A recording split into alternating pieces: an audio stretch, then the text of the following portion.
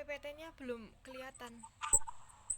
Mohon maaf, itu PT-nya belum muncul. Oke, kita ulang lagi.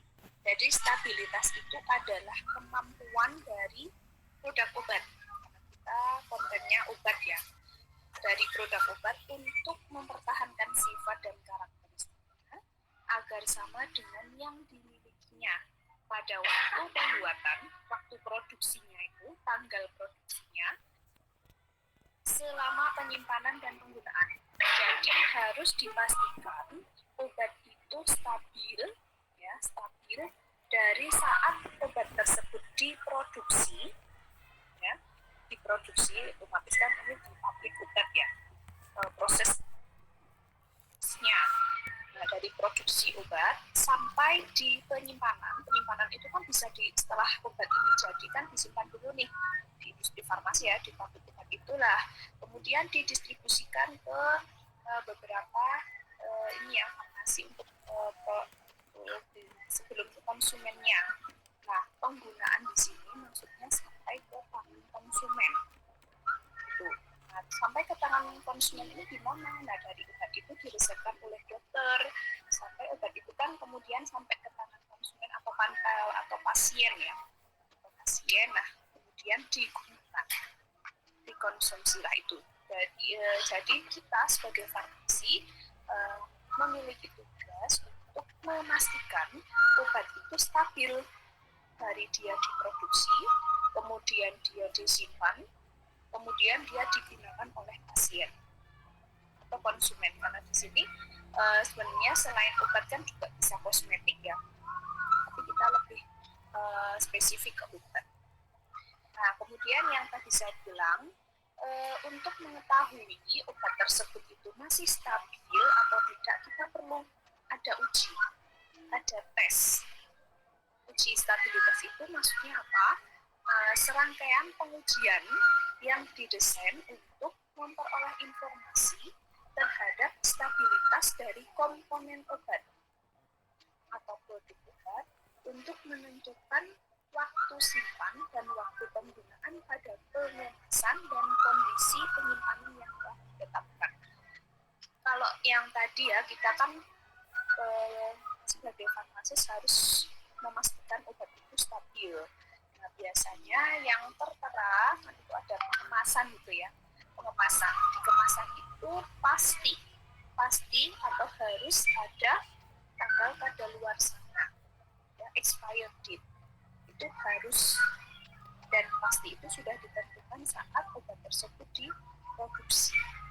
Itu ya. Untuk salah satu expired date atau informasi dari tanggal kadaluarsa itu adalah untuk mengetahui obat itu masih stabil atau enggak. Walaupun setelah expired date itu jeda 2 bulan itu sebenarnya masih bisa digunakan, tetapi untuk ini ya, untuk mengetahui saja. Tetapi jangan salah, ketika sudah ditentukan waktu kadaluarsa itu belum tentu obat itu bisa digunakan sampai yang tertera. Contoh, misalkan sirup, ya, sediaan produk obat itu kan salah satunya sediaannya sirup. Sirup ketika kita buka, walaupun sebelum dibuka itu expired date-nya katakan 1 Januari 2023. Tetapi hari ini kita sudah buka tuh sirup. Apalagi kalau sirup itu antibiotik dan harus habis. Nah, setelah dibuka tidak sampai 2023, tetapi kita harus makanya itu tahu stabilitas obat itu ketika di pengemasannya ada perubahan ya, ada infeksi. Misalkan ada penambahan air dulu di sirupnya, kan ada tuh sirup antibiotik yang berbentuk serbuk ya, baru kita larutkan kemudian digunakan oleh pasien. Nah, itu beda lagi. Hanya nanti kita akan belajar juga beyond use date ya. Beyond use date itu bukan waktu kadaluarsa, tetapi ketika si obat itu dicampurkan ya, kan ada tuh sediaan yang puyer. Sediaan puyer biasanya pada anak-anak itu kan terdiri dari beberapa obat. Nah, itu kita tentukan beyond use date-nya itu berapa, otomatis kan tidak sampai di waktu ED yang di dua-duanya. Misalkan di satu serbuk itu terdiri dari 2 obat, ada salbutamol dan ada bromhexin. Nah, salbutamol itu kan sudah ada expired date-nya sampai tanggal sekian. Kemudian bromhexinnya sampai tanggal sekian. Ketika 2 obat itu dicampurkan, di puyer ya, dicampur di puyer, diserbuk, kemudian kita bungkus-bungkus kayak gitu, itu sudah tidak mengacu di waktu expired date-nya. Nah, itu ada rumus untuk menghitung beyond use date. Nanti kalian cari ya, apa sih BUD atau beyond use date itu apa artinya, gitu ya. Dan ada rumusnya. Jadi untuk rumus itu nggak perlu dihafal. Jadi kalau kita memang mau pakai, tinggal searching aja, gitu ya, nggak perlu dihafalkan rumus. Kenapa kita perlu uji stabilitas? Secara umum, obat murni itu biasanya lebih stabil daripada dalam bentuk formulasinya. Maksudnya obat murni itu yang di dalam komponennya itu, obatnya itu cuma satu, zat aktif tok. Contoh kayak cetirizin, gitu ya. Kemudian ambroxol sirup, cetirizin sirup. Tapi kalau untuk yang bukan murni ya, yang sudah diformulasikan bentuk sediaan, katakan ada dua komponen dalam satu sediaan, contohnya obat-obat flu itu ya, paratusin, itu kan terdiri dari ada apa aja, ada pseudoephedrine, ada guaifenesin, GG, itu kan terdiri dari 2 zat ya, bukan obat murni. Nah, itu bisa dipastikan yang obat murni yang terdiri hanya satu komponen itu lebih stabil daripada yang dalam satu sediaan itu ada lebih dari satu. Ketika zat aktif diformulasikan menjadi bentuk sediaan, proses dekomposisi terjadi lebih cepat karena adanya eksipien, kelembapan, dan proses produksi. Dekomposisi itu apa sih? Ada yang tahu nggak? Ini kayak ada pemecahan gitu ya.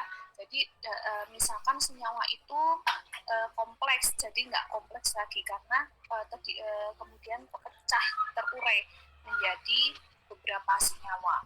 Otomatis kalau dekomposisi ini tidak stabil ya, jadi tidak stabil karena dia stabilnya harusnya bareng, tapi karena ada intervensi ya, mungkin nanti ada kita pelajari yang mempengaruhi stabilitas obat itu, bisa jadi dari kelembapan, kemudian terkena sinar matahari langsung, itu membuat dekomposisi, atau nanti hampir sama kalau dekomposisi itu bahasanya sama dengan terdegradasi, itu hampir sama ya, intinya kayak penguraian, pemecahan senyawa menjadi beberapa senyawa. Itu contoh dari unstability product, unstability obat ya. Eksipien itu zat penambah. Zat penambah itu bisa pengawet, pengikat, lubrikan, itu maksudnya eksipien ya, bukan zat aktif saja. Kenapa perlu eksipien? Karena kadang zat aktif itu dia tidak bisa stabil kalau tidak diberikan eksipien, hanya perlu eksipien. Nah, contoh eksipien yang kayak tadi ya, lubrikan dan sebagainya. Nah, secara khusus stabilitas itu dibagi jadi 4 ya, kimia, fisika, mikrobiologi, dan praformulasi. Kita bahas yang kimia dulu. Kalau kimia itu dia bisa, yang unstability product itu ada bisa terdegradasi menjadi substansi yang toksis. Nah, faktor-faktor yang menyebabkan terdegradasi itu nanti akan kita pelajari ya di bab selanjutnya. Yang penting kayak tadi ya, terdegradasi itu tadi bisa dari panas, kemudian kelembapan, gitu. Bisa. Degradasi obat membuat produk tidak bisa diterima secara estetik. Estetik itu nggak cantik lagi gitu ya, nggak cantik lagi secara fisik. Misalkan yang tablet harusnya dia putih kok jadi kuning, agak kekuningan gitu. Itu bisa karena nggak hanya sampai dia expired ya, tapi